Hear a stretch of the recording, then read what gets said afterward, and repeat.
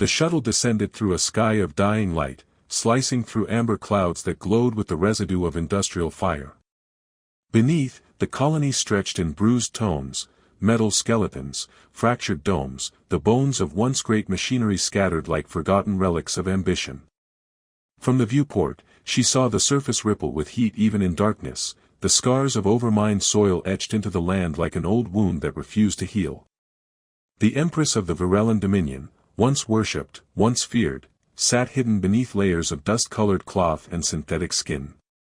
The biometric crown that had once pulsed in rhythm with the Empire's command grid now lay silent in the cargo hold, its power core drained and sealed. Here, on the edge of her own dominion, she was nothing more than a traveler. And for the first time in her life, that anonymity felt like freedom. The transport landed with a groan, the metallic hiss of its hydraulics echoing through the half-empty port. The air outside carried the faint scent of ozone and rust.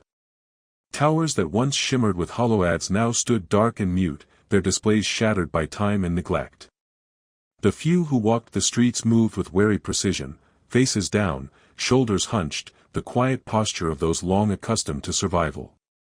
She stepped into that silence, her boots sinking into the ash-laced dust, and the port swallowed her like a forgotten dream. Her disguise was perfect.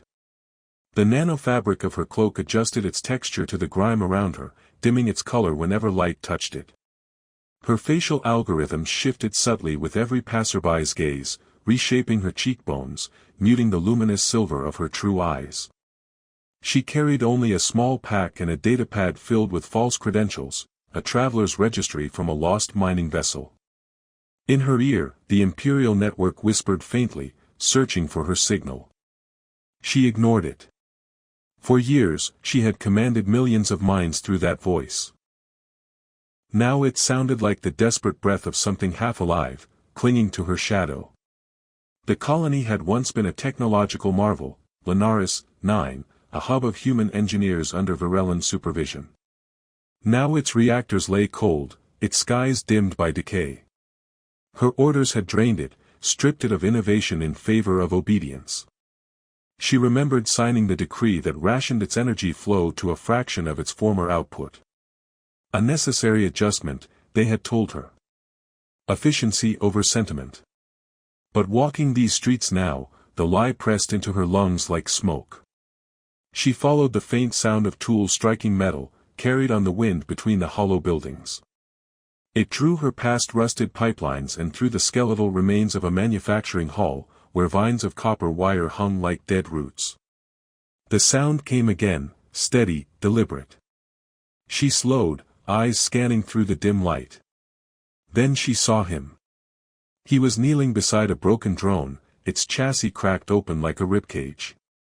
A flickering light, soft and yellow, illuminated his face from below, a crude candle made from melted plastic and synthetic wax.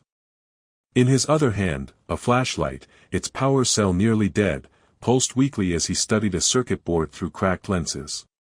His clothes were patched with cables and solder burns. Around him, the remnants of disassembled machines were stacked with meticulous care, as if he'd built a graveyard for lost technology. She watched him work in silence. His movements were calm but exacting, the kind of precision she recognized from engineers centuries her senior. When the flashlight dimmed again, he reached over and adjusted the candle closer, its flame flickering against the worn metal surface. There was reverence in the act, a quiet persistence that unsettled her. No fear, no despair, just focus. "You'll burn your eyes out doing that," she said at last, her voice altered by the synthesizer woven into her throat. He didn't look up immediately. "Better to burn them learning," he replied, tone low but sure. Only then did he glance toward her, the reflection of the flame dancing in his pupils. "You're not from here. Does it matter?" "Not to me. Just don't see many people come to this place. They only leave." His gaze lingered, assessing her. She felt the familiar instinct to command rise in her chest, the habit of authority, but she buried it. "What are you fixing?" she asked. He smiled faintly, turning the board in his hands. "Something that used to fly." Something that might again.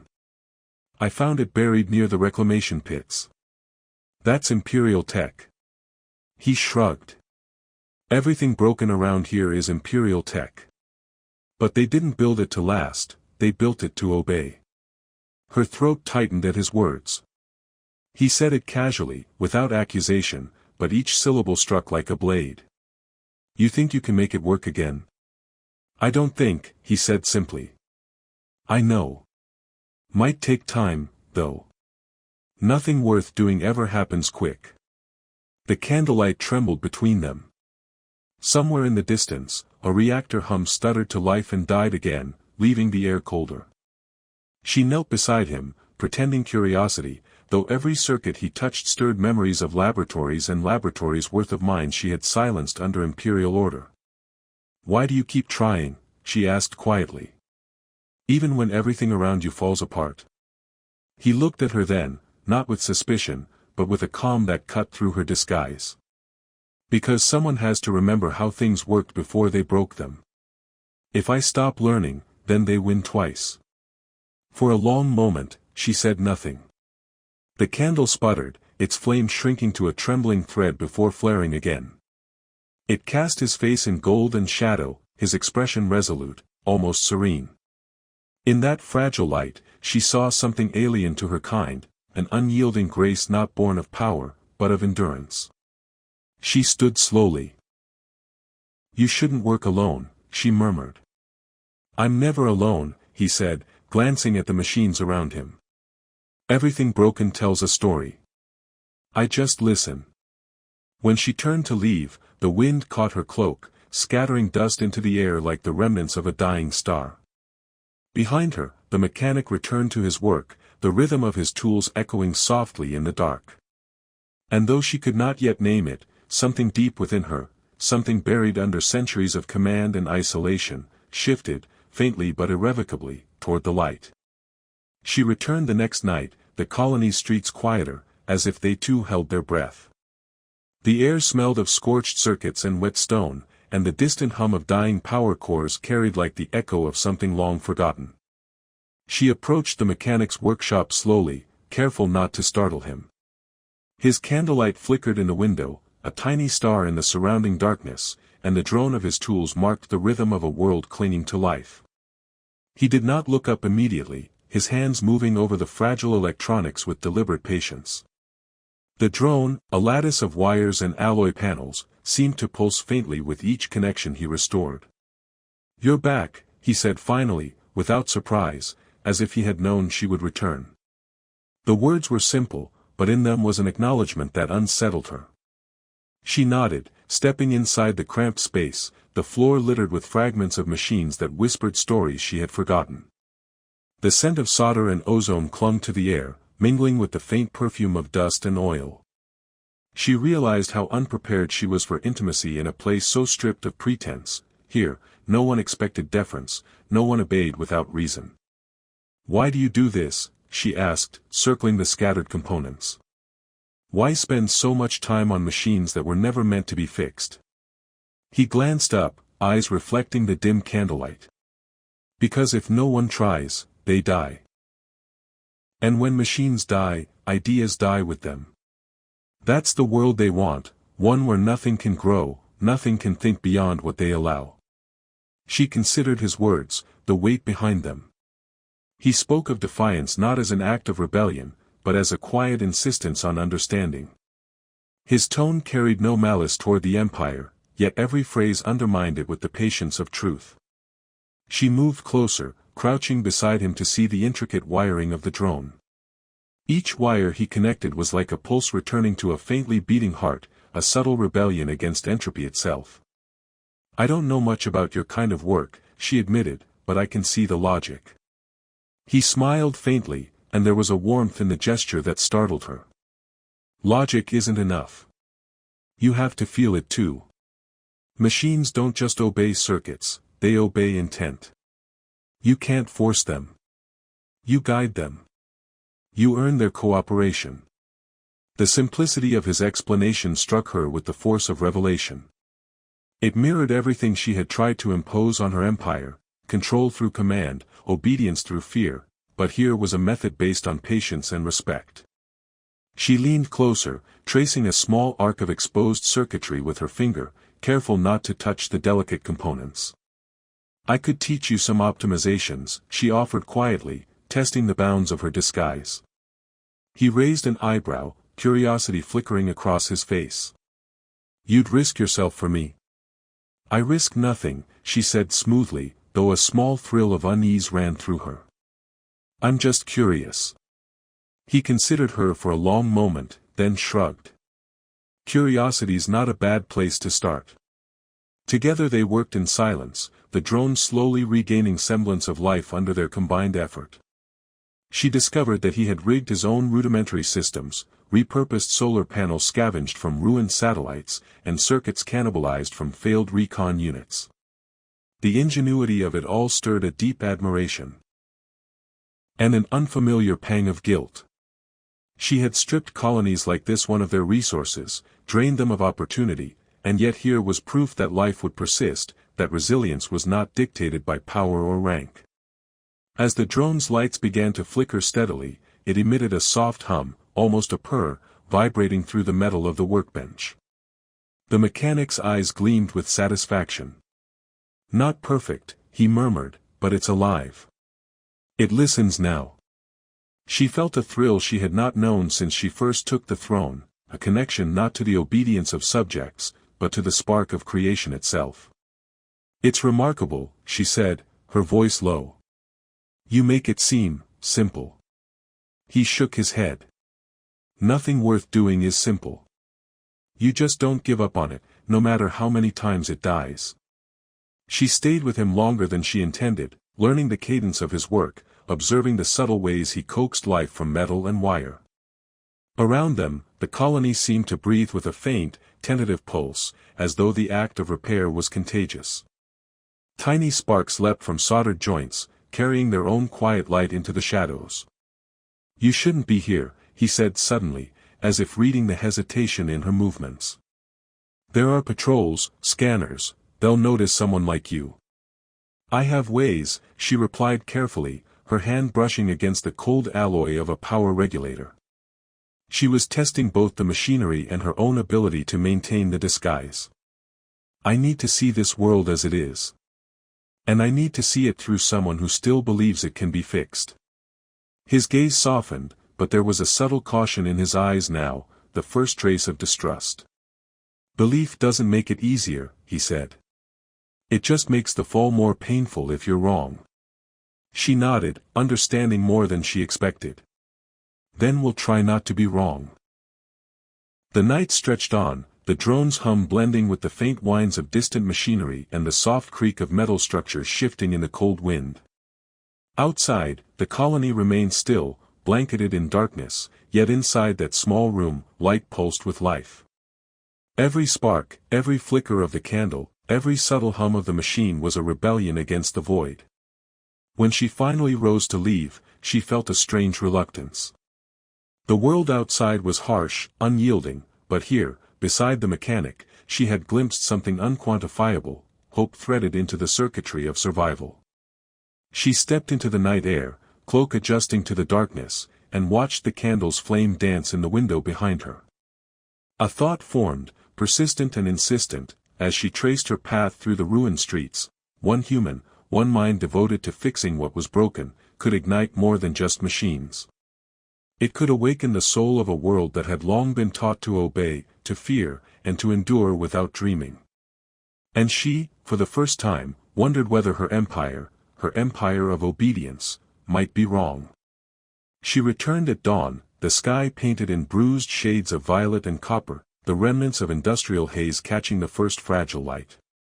The colony stirred reluctantly, doors creaked open, shadows shifted along the rusted walkways, and distant machinery wheezed to life in uneven rhythms. She moved carefully, observing the patterns of survival that had grown in the empire's neglected corners.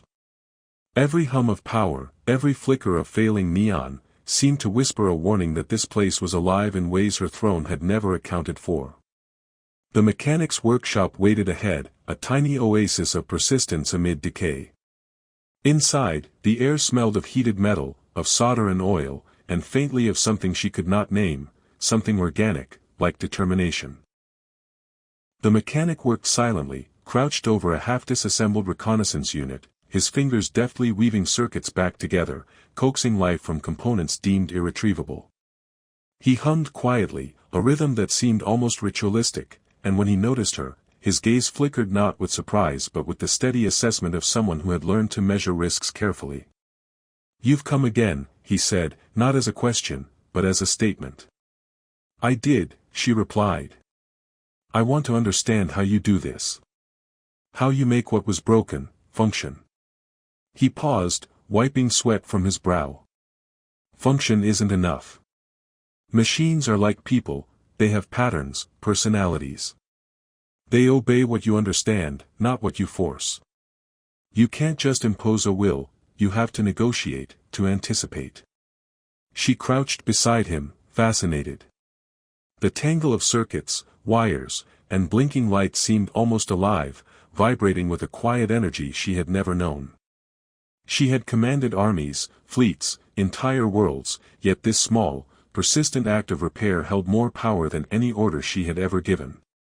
"And you do this, alone?" "Alone doesn't mean lonely," he replied, eyes never leaving the work. "Everything broken tells you something. You just have to listen." She watched him work for hours, noticing the subtle improvisations, the careful way he reinforced fragile connections, the almost imperceptible timing of each soldering pulse. The drone he had been repairing last night now hovered nearby, its circuits thrumming with renewed vitality, and the mechanic's pride was quiet but palpable. He turned toward her once, a faint smile tugging at the corners of his lips. "It's alive again. Not because I told it to, but because it wanted to. That's the difference." The moment settled between them, fragile and delicate, like a held breath. She felt a strange tension, the old instincts of command warred with this new understanding.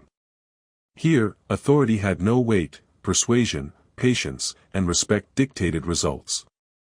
Her hands itched to manipulate, to accelerate the process with her own experience, but she restrained herself, letting him guide the machine, letting her presence be observation, not interference. Suddenly, the faint hum of the workshop was broken by a distant clatter, the unmistakable echo of patrol drones skimming over the colony. The mechanic froze, listening, his fingers pausing mid-solda. "They're near," he murmured.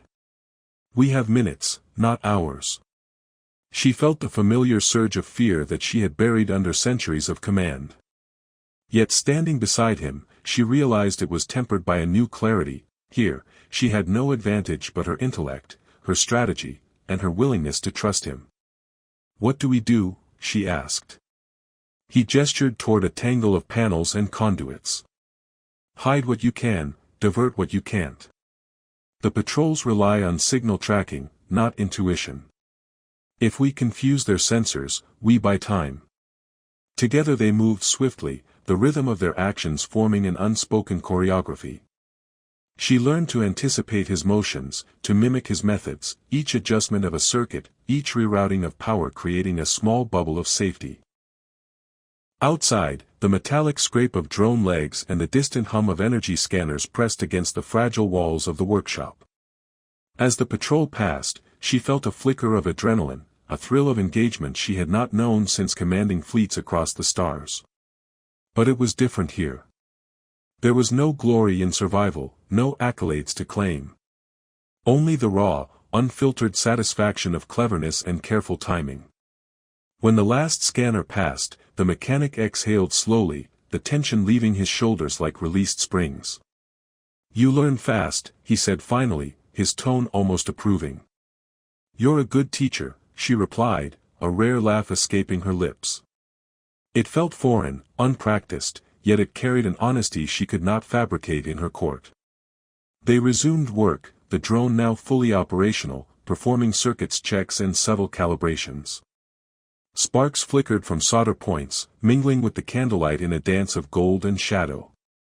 She noted the improvisational methods he employed, the way he modified energy flows to stabilize circuits beyond their original design.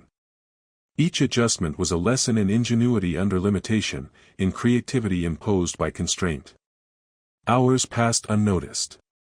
The colony outside remained muted, its inhabitants moving with quiet endurance, shadows shifting through streets like ghosts of forgotten ambition. The Empress, still hidden as Saren, began to feel the weight of the world she had abandoned. The empire she ruled was vast, but sterile, built on obedience and fear. Here, in a tiny, crumbling workshop on the outskirts of a dying colony, life pulsed in defiance of neglect and suppression. When she finally stepped outside, the first true light of morning brushed the horizon, pale and uneven. The colony remained harsh and unyielding, yet the workshop behind her seemed to glow faintly in memory, a beacon she could not ignore. The mechanic's quiet resilience, the patient insistence that machines, and people, could be coaxed to function against impossible odds, had planted a seed. She walked through the streets, cloak rustling softly against the dust, and realized that her empire, so long defined by obedience, might not be absolute after all. Somewhere in the hearts of these forgotten worlds, in minds capable of repair and endurance, there existed a spark of defiance she had never anticipated. And she, who had ruled by command and fear, felt the first real stirrings of humility, and perhaps, for the first time, hope. The night came again, heavier than the last, draping the colony in layers of shadow and cold that seeped into bones and machinery alike. The air was thick with the tang of burned circuits and the faint metallic scent of old iron, and the distant hum of failing reactors added a low vibration beneath her feet. She moved quietly, careful to avoid the patrols that had grown more frequent, their scanners sweeping the streets like predatory eyes. Every corner held the potential for discovery, yet the pull toward the mechanic's workshop was irresistible. She had not expected that simple curiosity would deepen into obsession, not for the machines, but for the human who coaxed them to life. Inside, the workshop glowed faintly under the patchwork light of candles and flickering LEDs she had installed last night, subtle enhancements to make the workspace less detectable. He looked up as she entered, a flash of recognition passing through his eyes, though he did not smile. "You shouldn't have come," he said, voice low but sharp, hinting at the unspoken danger that stalked them. "I need to see this through," she replied. Her cloak rustled as she crouched beside him, careful to mimic his posture, to show she was part of this fragile rhythm. "I need to understand why you persist." He paused, a soldering iron hovering over the delicate wiring of a small drone. Sparks fell like scattered stars, illuminating his focused face. "Because someone has to," he said simply. "Because if no one does, the Empire wins completely. And the Empire has already taken too much." The words hung in the air, heavier than any weapon she had ever wielded. She felt the familiar weight of command, the urge to suppress, to control, to redirect. But standing here, among tools and circuits, she was powerless except for the persuasion of presence and intellect. She leaned closer, studying the delicate network of energy conduits and microprocessors that he had been repairing for hours.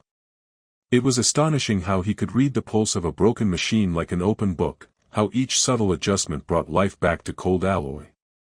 Suddenly, a sharp alarm echoed from the outer perimeter of the workshop. His head snapped toward the source, eyes narrowing. "They've found us," he whispered, almost in disbelief. "Patrols, more than before." She felt a cold twist of fear, yet also a clarity she had not known in centuries. Here, she could not command obedience with an imperial decree, here, she had to act with strategy, timing, and improvisation. "What do we do?" she asked. He pointed toward the roof access hatch. "We split. I'll draw them away. You take the drones, hide them and stay out of sight. Do not engage." The Empress hesitated, the instinct to intervene nearly overwhelming her. He caught her gaze, steady and unwavering. "I'm asking you to trust me," he said. "If you interfere, we both fail." She swallowed her hesitation, realizing how foreign the sensation of trust was. Centuries of ruling through fear had left her incapable of placing hope in another. And yet, she nodded. "Go," she whispered. He moved with silent precision, slipping through the shadows to draw the patrols toward him. The sensors scanned the workshop's perimeter, their red beams slicing through darkness, but he stayed just beyond their pattern, a phantom in motion. She watched, heart pounding, as sparks flew from his careful misdirection. Improvised signal disruptors, repurposed circuitry that confused scanners and lights alike. She turned to the drones, small but sentient in a sense that transcended metal and programming. Each hummed softly, responding to the subtle manipulations of their guardian hands. She guided them into hidden alcoves, under the twisted remains of machinery, and watched their lights dim just enough to escape detection. The rhythm of life and technology entwined in a delicate dance, each movement a silent rebellion against the Empire's surveillance. When the patrols finally moved on, drawn by the mechanic's decoys, he returned, panting slightly, a faint smile breaking his focused expression. "You did well," he said, though the words were simple, almost understated. "You didn't panic. You adapted." She realized then how much she had underestimated him, and herself. In this small crucible of survival, she saw the raw potential of ingenuity and courage intertwined. The Empire had trained people to obey, he had taught them to endure, to think, to create. And she had witnessed it firsthand. They worked again in silence, repairing, reinforcing, and improvising, their efforts no longer just about machines but about the principles they embodied. Each connection, each pulse of power, was a defiance not just against entropy, but against the system that had sought to suppress all hope. Hours passed, and the colony outside remained a sleeping, restless entity, its broken streets whispering secrets of what had been lost and what might yet be reclaimed. She felt an unfamiliar sense of kinship with this world, with its fragile, persistent heartbeat. She was not merely observing now, she was learning, absorbing a truth that her empire had never allowed her to see: life is not maintained by command, but by care, patience, and courage in the smallest acts. As dawn approached, the workshop's lights dimmed to the gentle flicker of the remaining candles. She stood at the edge of the room, watching him finish the final connections on a drone that now moved smoothly under its own power, light steady and sound controlled. He looked at her then, and for the first time, there was no mask of caution or suspicion, only the quiet acknowledgement of shared understanding. "You could lead them," he said quietly. "Not by force, but by showing them what's possible." The words resonated deep within her, echoing against the walls of her centuries-old pride. She had commanded empires, subdued populations, and enforced obedience, yet never had she seen a power so absolute and so fragile, so terrifying in its humility, as the one that lived in this human beside her, coaxing life from broken machines. She stepped back, letting the quiet hum of creation fill the space, realizing that her path had shifted irrevocably. The empire she had built, the authority she had wielded, was no longer enough. Here, in the flickering glow of repaired drones and patient hands, she glimpsed a different kind of command, a command born not of fear, but of inspiration.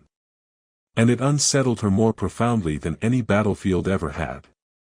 The colony had grown quieter in the days since the last patrol, yet the tension lingered in the air like a static charge waiting to arc. Machines hummed in hidden alcoves, their movements almost secretive, and even the wind seemed to pause when it brushed past the fractured buildings. She moved among the shadows, careful to avoid the few remaining scanners, yet more importantly, careful to observe the human she had come to follow. The mechanic had become more than a guide, he was a rhythm she could not ignore, a pulse in the lifeless heart of the Empire's neglected worlds. He worked tirelessly, moving between drones, broken recon units, and half-buried servomechanisms, coaxing life from cold metal and dead circuits. She watched him, noting the patience in every motion, the quiet precision, and the way his mind seemed to interface with the machines almost intuitively. It was not merely skill, it was understanding, empathy, and persistence distilled into action. She had thought herself capable of commanding entire star systems, yet here she was learning how to follow the logic of a single human, how to let intelligence flow without force. Suddenly, a low resonance vibrated through the floor, faint at first, then growing into a recognizable pattern. The patrol drones had returned, more numerous this time, sweeping the colony with systematic precision. He paused, sensing the approach through subtle vibrations in the metal floorboards. They've learned our patterns, he muttered, eyes narrowing. We'll have to improvise, or everything we've rebuilt will be lost. She felt a surge of anxiety, tempered by clarity. In her court, she had ordered defenses with the press of a console, but here, survival demanded collaboration and instinct. What do you need me to do? She asked, voice steady. He gestured toward a series of dormant power nodes scattered across the workshop and the surrounding buildings. We use these. Divert energy to create false signatures, overload their scanners, and disrupt the grid. I'll lead them into the trap. You manage the network. The Empress hesitated. Command had always been hers to wield, yet now the responsibility was shared, the consequences tangible in ways that terrified her. She nodded, her hands moving over the patched circuits of the colony's failing power nodes. Each adjustment was delicate, a misstep capable of alerting the patrols to their exact location. Sparks leapt from the panels as she recalibrated the flows, merging ancient human engineering with improvisations he had taught her over days of observation. Outside, he drew the patrols with calculated precision, a blur in the shadows, signaling false readings to guide the scanners away. She monitored the system, rerouting energy through hidden conduits, timing each pulse to mimic the activity of occupied buildings. Lights flickered, drones whirred faintly in concealed corridors, and every moment stretched as if the universe itself had slowed to test their ingenuity. A sharp alarm rang from the far sector of the colony, and she froze for a heartbeat before recalculating the network. One of the patrols had begun to close on a hidden cache. She adjusted the energy flows, diverting attention, creating phantom signatures of life. The drones responded, moving in coordinated patterns she had never programmed, guided instead by the instinctual architecture the mechanic had engineered. He returned to the workshop, breathless but composed, eyes bright with the thrill of risk. They're confused, he said. But it won't last. We have minutes, maybe seconds.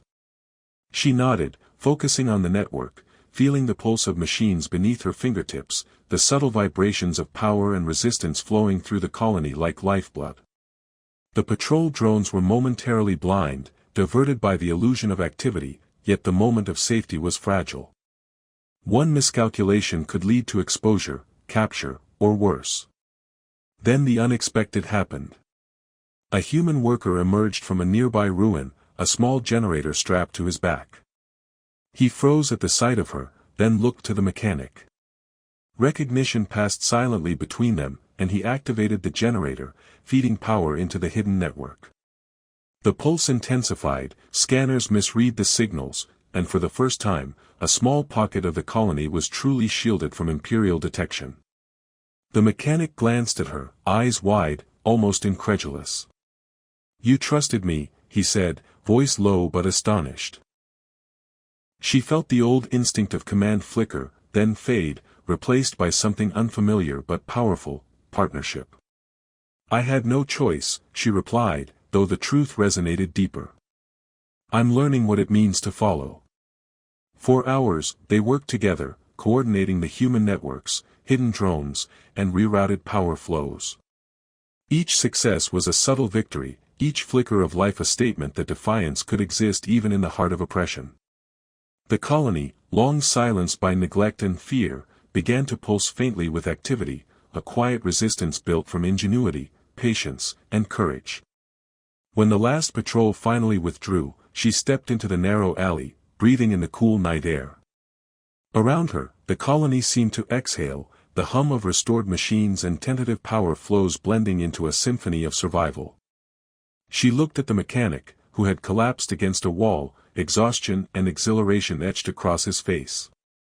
You've changed things, she said softly, more to herself than to him.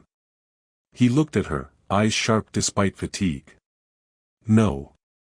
We've only started. The Empire is bigger than any single patrol. But if enough people learn, if enough people build, then it can be changed. She realized, with a thrill she had not felt in centuries, that he was right.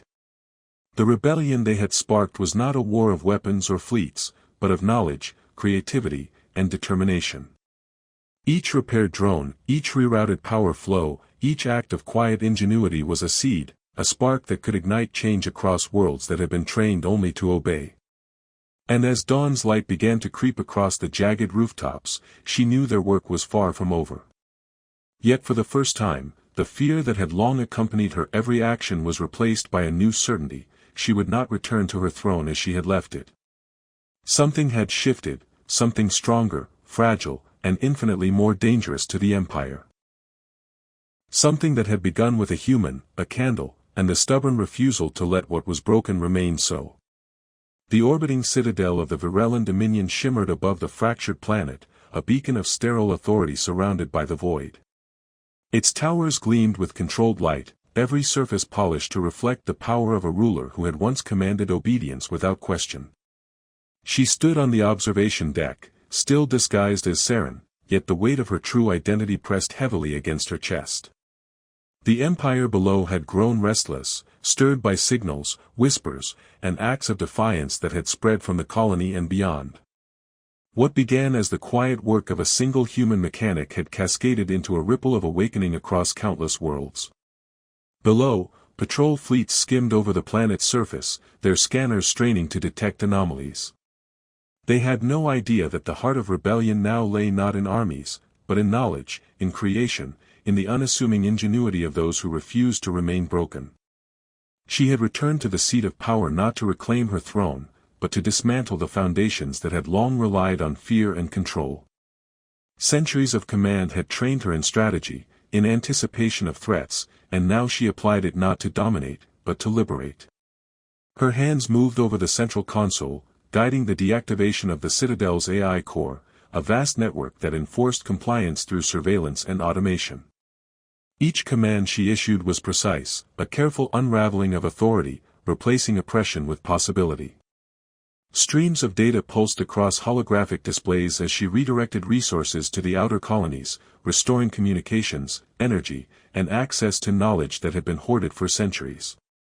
The mechanic's voice came through a secure channel, calm yet tinged with exhaustion. They'll notice. Once the AI shuts down, the systems will react. The Citadel's defenses. They'll trigger automatically. She nodded. We're prepared. The words carried no arrogance, only resolve. She could feel the resonance of millions of circuits around her, a heartbeat of power being repurposed for creation rather than control. Drones that had once patrolled the inner decks now carried supplies and messages to colonies, guided by the principles he had instilled: cooperation, restoration, and the quiet assertion of life over domination. The transmission to the colonies had already begun. A carefully encrypted signal, disguised as maintenance updates, carried instructions, schematics, and knowledge. Humans and aliens alike would awaken to the means to repair what the Empire had broken, to innovate beyond the limitations imposed upon them. Each act of restoration was a quiet revolution, and she watched as faint pulses of light flickered across the worlds below, like distant stars igniting. Her thoughts returned to the mechanic. He had been captured during the last diversion, imprisoned by patrols who could not comprehend the scale of what he had begun. Yet even in isolation, he had sparked a network of resistance that now could not be contained. She reached for the control panel and initiated a protocol designed to reach his cell. The door hissed open, the restraints disengaged by a combination of remotely rerouted systems and carefully timed subroutines. He stepped into the light, wary but unharmed, the faintest of smiles tracing his face. "You did it," he said simply, disbelief and admiration mingling in his voice. "No," she corrected, voice steady. "We did it. You taught them, and finally, I let them learn." Together, they moved through the Citadel, deactivating enforcement nodes, rerouting energy, and dismantling surveillance arrays. The halls that had once echoed with the mechanical perfection of control now thrummed with the faint vibrations of life being restored. Servos groaned as they were repurposed, lights blinked in irregular patterns as systems regained independence, and the air itself seemed lighter, freer. As they approached the final core, the AI attempted to assert control, sending cascading warnings and threats. She stood firm, overriding the commands, her hands steady as centuries of authority transformed into deliberate liberation. The core flickered, then dimmed, the oppressive network dissolving into a lattice of possibility. Outside, the colonies began to breathe anew. Communication arrays hummed with energy, drones flew with purpose, and the once muted streets of human settlements glimmered with repaired lights and functioning machinery. People stepped forward, tentative at first, then with growing confidence, learning to create, to restore, to reclaim their autonomy. She turned to the mechanic, now beside her, and for the first time allowed herself to feel the full weight of what they had accomplished. "The Empire will fracture," she said softly. He nodded. "It already has. But now, it can grow differently. Freely." Above them, the stars stretched infinitely, a reminder of the vastness of possibility. She had ruled through fear, commanded with precision, and enforced obedience for centuries, yet none of it compared to the quiet power of teaching, of trusting, of allowing life to flourish where it had been stifled. The Citadel's lights dimmed entirely, replaced by the scattered, independent pulses of reawakened machines across the colonies. The Empress, no longer merely a ruler, now a witness, stood in silence, watching the first true revolution of ingenuity and hope spread like a constellation across the dark. The mechanic reached for her hand, tentative but certain. She accepted it, feeling the strange warmth of connection that no throne had ever offered. Together, they stepped from the Citadel's observation deck, looking down at the worlds they had helped ignite. Machines hummed, humans worked, and colonies pulsed with life reclaimed from decades of suppression. In the quiet aftermath, she realized the truth she had long denied: power was not measured in obedience, nor in the fleets under her command, nor in fear instilled across worlds. Power was in the spark that could awaken the silent, the broken, the overlooked. And that spark, once kindled, could not be extinguished. As they descended toward the outer rim, the mechanic leading the way, she felt the first genuine hope she had ever known. The Empire had ended, not with violence or conquest, but with creation, ingenuity, and the quiet courage of a human who refused to let the world remain broken. And for the first time in her long life, she smiled freely, knowing that some lights, once ignited, would never go out.